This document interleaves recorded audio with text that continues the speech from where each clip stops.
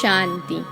आज 30 मई 2021 के अव्यक्त बाप दादा के महावाक्य हैं। रिवाइज तारीख है 10 जनवरी 1988।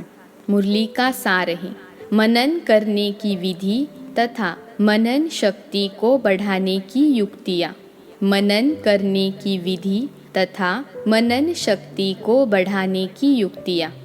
आज रत्नाकर बाप अपने अमूल्य रत्नों से मिलने आए हैं कि हर एक श्रेष्ठ आत्मा ने कितने ज्ञान रत्न जमा किए अर्थात जीवन में धारण किए हैं। एक एक ज्ञान रत्न पद्मों से भी ज्यादा मूल्यवान है। तो सोचो, आदि से अब तक कितने ज्ञान रत्न मिले हैं। रत्नाकर बाप ने हर एक बच्चे की बुद्धि रूपी झोली में अनेकानेक रत्न भर दिए हैं। सभी बच्चों को एक साथ एक जितने ही ज्ञान रत्न दिए हैं, लेकिन यह ज्ञान रत्न जितना स्वप्रति व अन्य आत्माओं के प्रति कार्य में लगाते हैं, उतना यह रत्न बढ़ते जाते हैं। बाप दादा देख रहे हैं, बाप ने तो सबको समान दिए, लेकिन कोई बच्चों ने रत्नों को बढ़ाया है और कोई ने रत्नों को बढ़ाया नहीं। कोई भरपूर है, कोई अखुट माला माल है, कोई समय प्रमाण कार्य में लगा रहे हैं, कोई सदा कार्य में लगाकर एक का पदम गुना बढ़ा रहे हैं। कोई जितना कार्य में लगाना चाहिए उतना लगा नहीं सकते, इसलिए रत्नों की वैल्यू को जितना समझना चाहिए उतना समझ नहीं रहे हैं।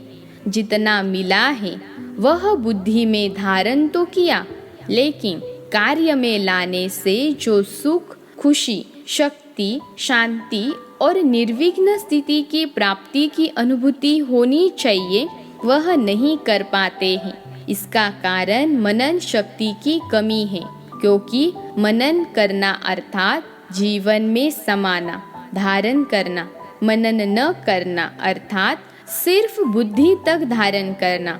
वह जीवन के हर कार्य में, हर कर्म में लगाते हैं, चाहे अपने प्रति, चाहे अन्य आत्माओं के प्रति, और दूसरे सिर्फ बुद्धि में याद रखते अर्थात धारण करते हैं। जैसे कोई भी स्थूल खजाने को सिर्फ तिजोरी में व लॉकर में रख लो और समय प्रमाण व सदा काम में नहीं लगाओ तो वह खुशी की प्राप्ति नहीं होती है। सिर्फ दिल का दिलासा रहता है कि हमारे पास है, न बढ़ेगा न अनुभूति होगी। ऐसे ज्ञान रत्न अगर सिर्फ बुद्धि में धारण किया, याद रखा, मुख से वर्णन किया, पॉइंट बहुत अच्छी है, तो थोड़े समय के लिए अच्छी पॉइंट का अच्छा नशा रहता है, लेकिन जीवन में हर कर्म में उन ज्ञान रत्नों को लाना है, क्योंकि ज्ञान रत्न भी है, ज्ञान रोशनी भी है, ज्ञान शक्ति भी है। इसलिए अगर इसी विधि से कर्म में नहीं लाया तो बढ़ता नहीं है व अनुभूति नहीं होती है। ज्ञान पढ़ाई भी है, ज्ञान लड़ाई के श्रेष्ठ शस्त्र भी है। यह है ज्ञान का मूल्य। मूल्य को जानना अर्थात कार्य में लगाना, और जितना जितना कार्य में लगाते हैं उतना शक्ति का अनुभव करते जाते हैं। जैसे शस्त्र को समय प्रमाण यूज नहीं करो तो वह शस्त्र बेकार हो जाता है, अर्थात उसकी जो वैल्यू है वह उतनी नहीं रहती है। ज्ञान भी शस्त्र है। अगर मायाजित बनने के समय शस्त्र को कार्य में नहीं लगाया तो जो वैल्यू है उसको कम कर दिया, क्योंकि लाभ नहीं लिया। लाभ लेना अर्थात वैल्यू रखना। ज्ञान रत्न सबके पास है, क्योंकि अधिकारी हो, लेकिन भरपूर रहने में नंबरवार हो। मूल कारण सुनाया, मनन शक्ति की कमी। मनन शक्ति बाप के खजाने को अपना खजाना अनुभव कराने का आधार है। जैसे स्थूल भोजन हजम होने से खून बन जाता है, क्योंकि भोजन अलग है। उसको जब हजम कर लेते हो तो वह खून के रूप में अपना बन जाता है। ऐसे मनन शक्ति से बाप का खजाना सो मेरा खजाना, यह अपना अधिकार अपना खजाना अनुभव होता है। बाप दादा पहले भी सुनाते रहे हैं, अपनी घोट तो नशा चढ़े, अर्थात बाप के खजाने को मनन शक्ति से कार्य में लगाकर प्राप्तियों की अनुभूति करो तो नशा चढ़े। सुनने के समय नशा रहता है, लेकिन सदा क्यों नहीं रहता? इसका कारण है कि सदा मनन शक्ति से अपना नहीं बनाया है। मनन शक्ति अर्थात सागर के तले में जाकर अंतर्मुखी बन हर ज्ञान रत्न की गुह्यता में जाना। सिर्फ रिपीट नहीं करना है, लेकिन हर एक पॉइंट का राज क्या है और हर पॉइंट को किस समय किस विधि से कार्य में लगाना है और हर पॉइंट को अन्य आत्माओं के प्रति सेवा में किस विधि से कार्य में लगाना है। यह चारों ही बातें हर एक पॉइंट को सुनकर मनन करो। साथ साथ मनन करते प्रैक्टिकल में उस राज के रस में चले जाओ, नशे की अनुभूति में आओ। माया के भिन्न भिन्न विघ्नों के समय व प्रकृति के भिन्न भिन्न परिस्थितियों के समय काम में लगा कर देखो कि जो मैंने मनन किया कि इस परिस्थिति के प्रमाण व विघ्न के प्रमाण यह ज्ञान रत्न मायाजित बना सकते व बनाने वाला है, वह प्रैक्टिकल हुआ, अर्थात मायाजित बने। व सोचा था मायाजित बनेंगे, लेकिन मेहनत करनी पड़ी व समय व्यर्थ गया। इससे सिद्ध है कि विधि यथार्थ नहीं थी, तब सिद्धि नहीं मिली। यूज करने का तरीका भी चाहिए, अभ्यास चाहिए।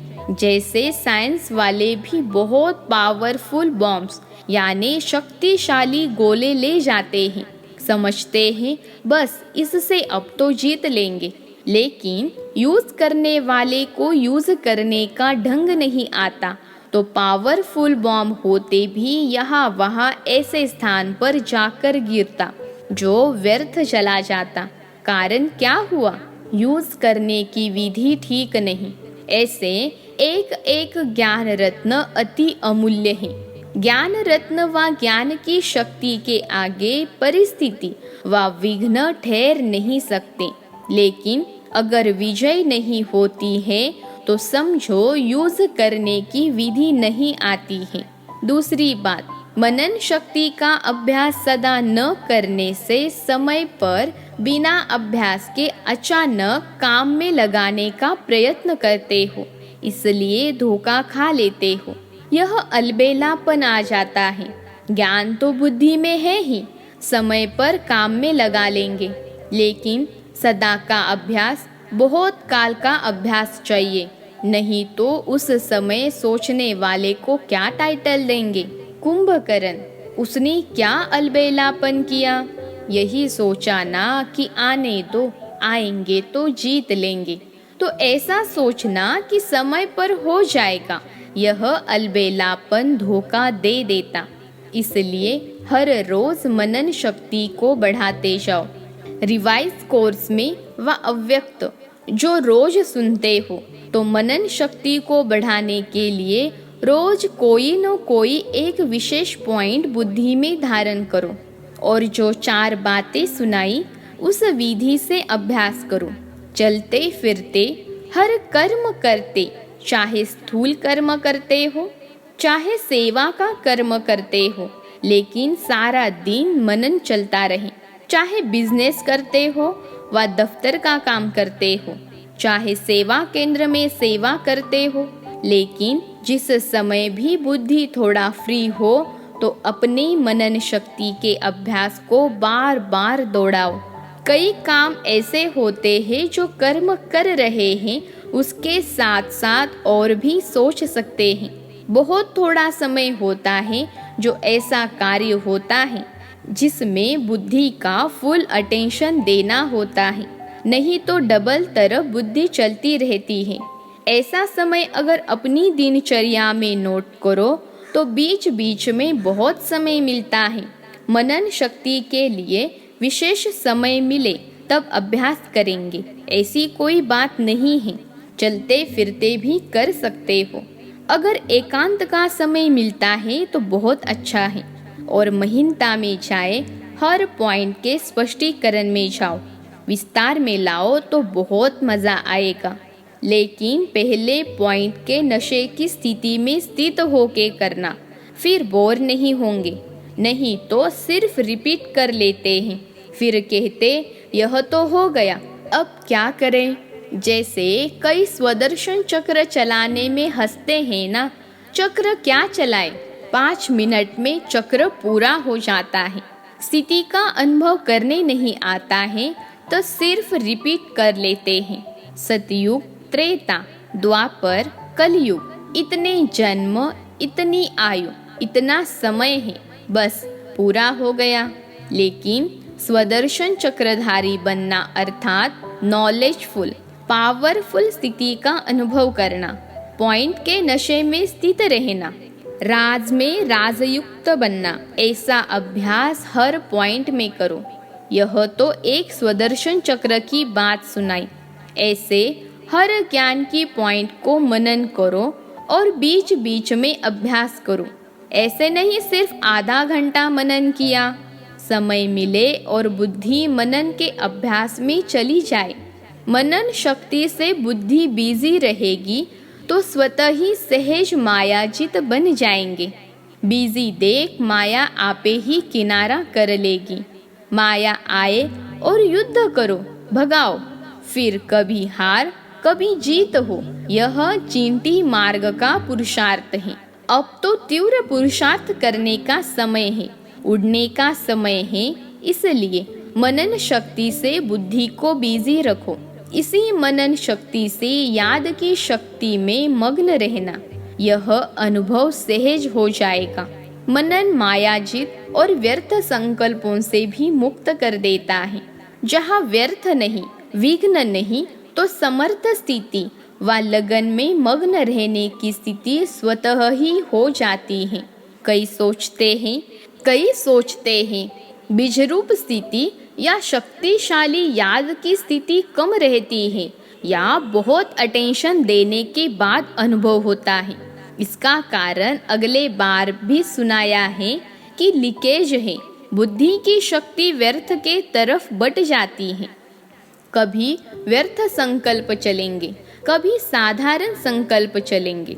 जो काम कर रहे हैं उसी के संकल्प में बुद्धि का बिजी रहना, इसको कहते हैं साधारण संकल्प। याद की शक्ति या मनन शक्ति जो होनी चाहिए वह नहीं होती और अपने को खुश कर लेते कि आज कोई पाप कर्म नहीं हुआ, व्यर्थ नहीं चला, किसको दुख नहीं दिया। लेकिन समर्थ संकल्प, समर्थ स्थिति, शक्तिशाली याद रही। अगर वह नहीं रही तो इसको कहेंगे साधारण संकल्प। कर्म किया लेकिन कर्म और योग साथ साथ नहीं रहा। कर्म करता बने लेकिन कर्म योगी नहीं बने। इसलिए कर्म करते भी या मनन शक्ति या मग्न स्थिति की शक्ति, दोनों में से एक अनुभूति सदा रहनी चाहिए। यह दोनों स्थितियाँ शक्तिशाली सेवा कराने के आधार हैं। मनन करने वाले अभ्यास होने के कारण जिस समय जो स्थिति बनाने चाहे वह बना सकेंगे। लिंक रहने से लीकेज खत्म हो जाएगी और जिस समय जो अनुभूति चाहे, बीज रूप स्थिति की चाहे फरिश्ते रूप की, जो करना चाहो वह सहज कर सकेंगे। क्योंकि जब ज्ञान की स्मृति है तो ज्ञान के सिमरन से ज्ञानदाता स्वतः ही याद रहता। तो समझा मनन कैसे करना है। कहा था ना कि मनन का फिर सुनाएंगे, तो आज मनन करने की विधि सुनाई। माया के विघ्नों से सदा विजयी बनना व सदा सेवा में सफलता का अनुभव करना, इसका आधार मनन शक्ति है। समझा?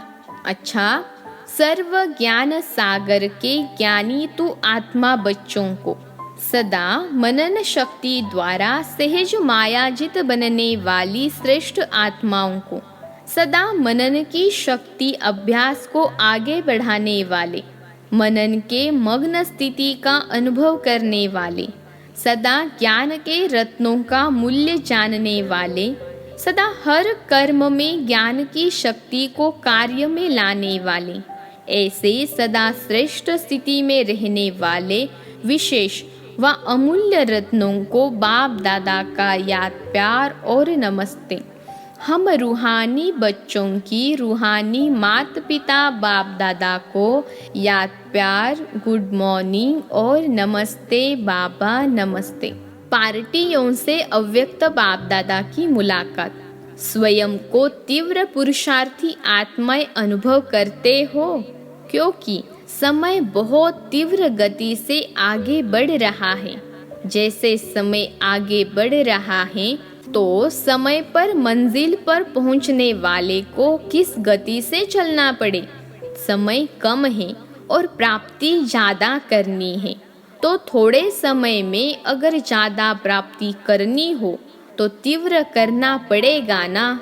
समय को देख रहे हो और अपने पुरुषार्थ की गति को भी जानते हो, तो समय अगर तेज है और अपनी गति तेज नहीं है तो समय अर्थात रचना आप रचता से भी तेज हुई। रचता से रचना तेज चली जाए तो उसे अच्छी बात कहेंगे। रचना से रचता आगे होना चाहिए। सदा तीव्र पुरुषार्थी आत्माएं बन आगे बढ़ने का समय है। अगर आगे बढ़ते कोई भी साइड सीन्स को देख रुकते हो तो रुकने वाले ठीक समय पर पहुंच नहीं सकेंगे। कोई भी माया की आकर्षण साइड सीन है। साइड सीन पर रुकने वाला मंजिल पर कैसे पहुंचेगा। इसलिए सदैव तीव्र पुरुषार्थी बन आगे बढ़ते चलो। ऐसे नहीं समय पर पहुंच ही जाएंगे, अभी तो समय पड़ा है। ऐसे सोचकर अगर धीमी गति से चलेंगे तो समय पर धोखा मिल जाएगा।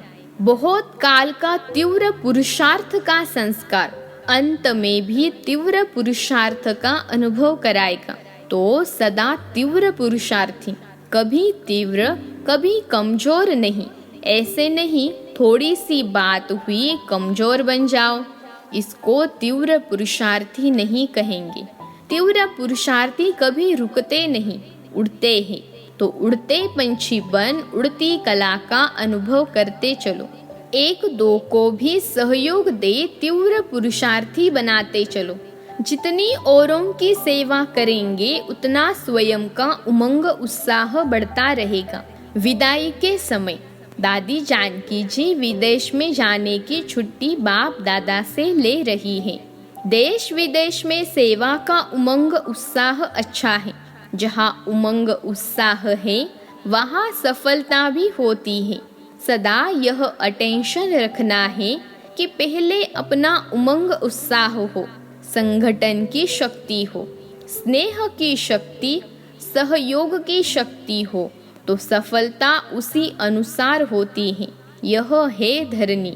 जैसे धरनी ठीक होती है तो फल भी ऐसा ही निकलता है। और अगर टेम्पररी यानी अस्थायी धरनी को ठीक करके बीज डाल दो तो फल भी थोड़े समय के लिए मिलेगा, सदा काल के लिए फल नहीं मिलेगा। तो सफलता के फल के पहले सदा धरनी को चेक करो। बाकी जो करते हैं उनका जमा तो हो ही जाता है। अभी भी खुशी मिलती है और भविष्य तो है ही। अच्छा, आज का वरदान है तोड़ना, मोड़ना और जोड़ना। इन तीन शब्दों की स्मृति द्वारा सदा विजयी भव।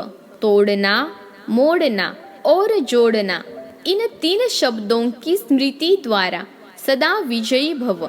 विश्लेषण है, सारी पढ़ाई और शिक्षाओं का सार यह तीन शब्द हैं। पहला, कर्म बंधन तोड़ने हैं।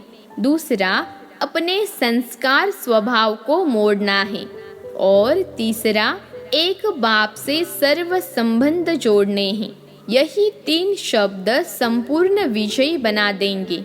इसके लिए सदा यही स्मृति रहे कि जो भी इन नयनों से विनाशी चीजें देखते हैं वह सब विनाश हुई पड़ी हैं। उन्हें देखते भी अपने नए संबंध, नई सृष्टि को देखते रहो तो कभी हार हो नहीं सकती। आज का स्लोगन है, योगी की निशानी है सदा क्लीन और क्लियर। योगी की निशानी है सदा क्लीन और क्लियर। अच्छा, ओम शांति।